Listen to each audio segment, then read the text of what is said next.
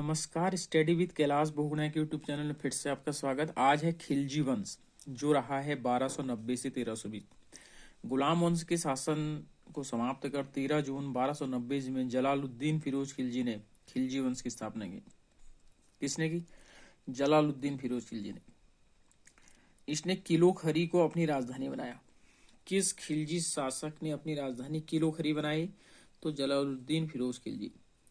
जलालुद्दीन की हत्या 1296 ईस्वी में उसके भतीजा और दामाद अलाउद्दीन खिलजी ने कड़ामनिकपुर इलाहाबाद में कर दी।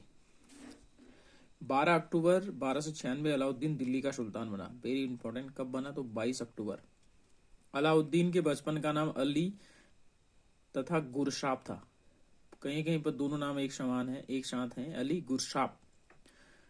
अलाउद्दीन खिलजी ने सेना को नगद वेतन देने स्थायी सेना की नींव रखी। वेरी इंपॉर्टेंट, बहुत बार आया है। किस खिलजी वंश के शासक ने स्थायी सेना तथा सैनिकों को नगद वेतन दिया? तो अलाउद्दीन खिलजी।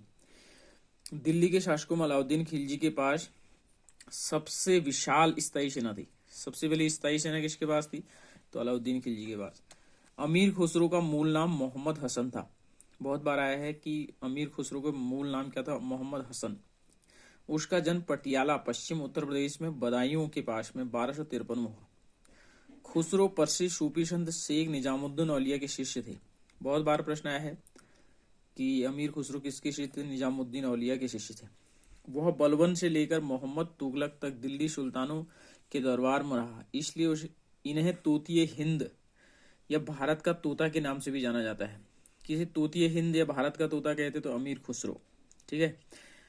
सितार और तबले के आविष्कार का श्रेय किसे जाता है? तो अमीर खुसरो को जाता है। घोड़ा दागने, सैनिकों का हुलिया लिखने की प्रथा की शुरुआत किसने की? तो अलाउद्दीन खिलजी। वेरी इंपॉर्टेंट, लगा लेना इसको कि घोड़ा दागने और सैनिकों का हुलिया लिखने की प्रथा किसने शुरू की? तो अलाउद्दीन खिलजी ने। अलाउद्दीन ने भू राजस्व की दर को बढ़ाकर उपज का 1/2 भाग कर दिया, मतलब 50% कर दिया।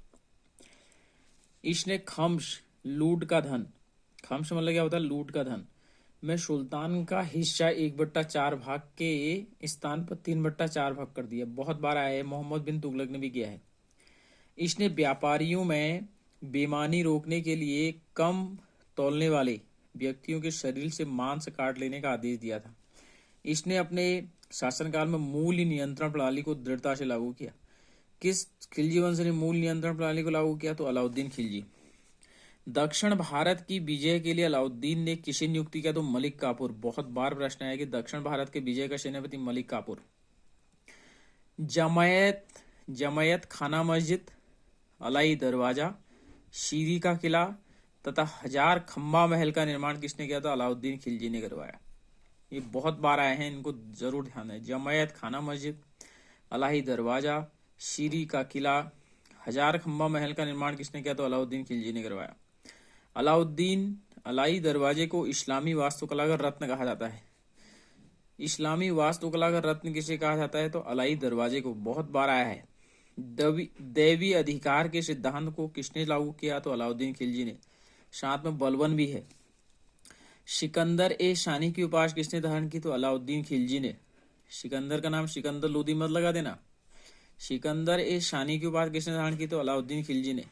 स्वयं को अलाउद्दीन ने ये उपाधि दी।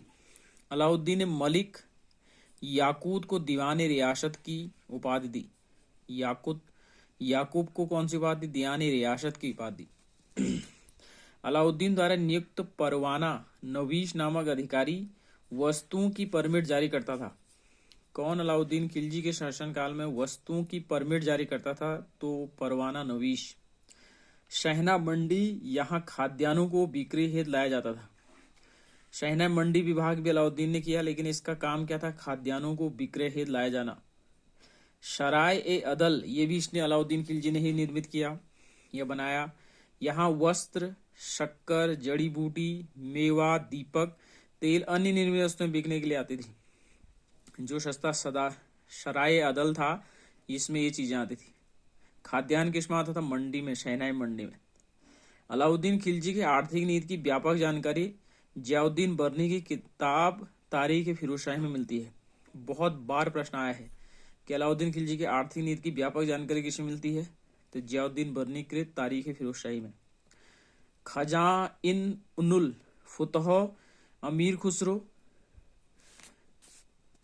रिहला इब्न बतूता, ये पुस्तक है। हाँ, ये पुस्तक आई है। खजाइन फुतह किसकी रचना है? तो अमीर खुसरो।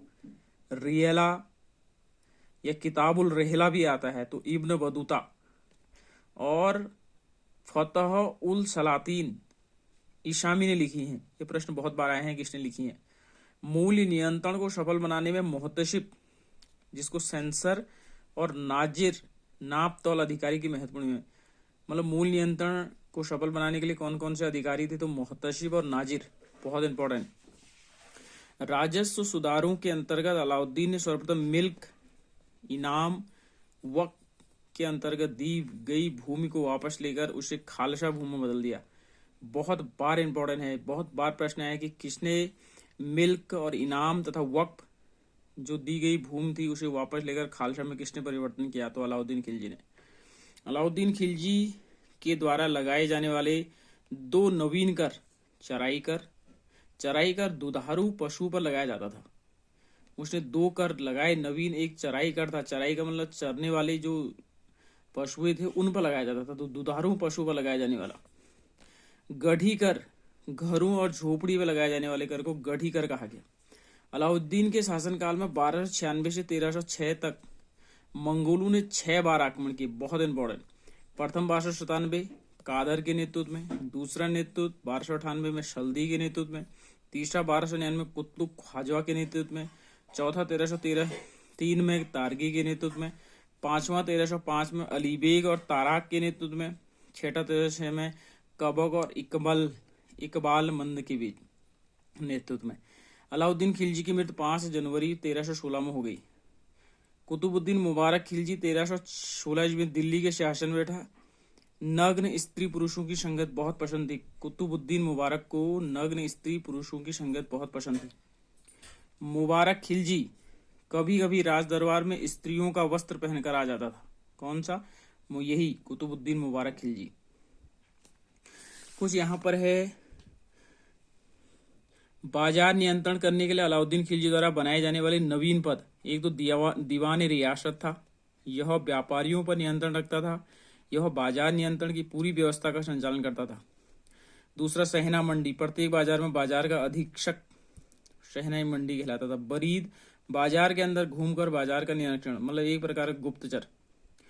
मुनिहान या गुप्तचर, ये 4 विभाग बनाए हैं उसने बाजार नियंत्रण। दीवान रियासत, शहनाई मंडी, बरीद और मुनिहियान। बहुत बार इसमें से प्रश्न आए हैं तो अलाउद्दीन से जोड़ देना। उसके बाद आता है बर्नी के अनुसार मुबारक कभी कभी नग्न होकर दरबारियों के बीच दौड़ लगाता था। मुबारक खान ने खलीफा की उपाधि धारण की। किस खिलजी शासक ने खलीफा की उपाधि धारण की? तो मुबारक खान ने। मुबारक के वजीर खुसरो खान ने 15 अप्रैल 1320 को इसकी मतलब मुबारक शाह की हत्या कर स्वयं दिल्ली की गद्दी। खुसरो वजीर बना खुसरो शाह, ठीक है। खुसरो खान ने इसकी हत्या कर दी। खुसरो खान ने पैगंबर के सेनापति की उपाधि धारण की। बहुत बार आया है। कौन था खुसरो? मुबारक का प्रधानमंत्री था। इसने कौन सी उपाधि धारण की? तो पैगंबर के सेनापति की उपाधि धारण की खुसरो खान ने, ठीक है। अब आता है खिलजी वंश के बाद आता है तुगलक वंश, जिसने 1320 से 1398 तक शासन किया।